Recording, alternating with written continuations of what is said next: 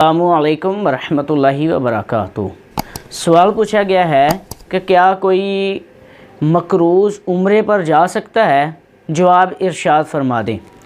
تو جواباً عرض ہے کہ مقروض کا عمرے پر جانے کی دو صورتیں ہیں۔ دیکھا جائے گا کہ وہ مدت سے پہلے جا رہا ہے اور اس کے پاس مکمل اسباب ہیں عمرہ ادا کرنے کے بھی اور قرض ادا کرنے کے بھی، تو اس صورت میں حکم یہ ہوگا کہ اس کا عمرے پر جانا جائز ہے۔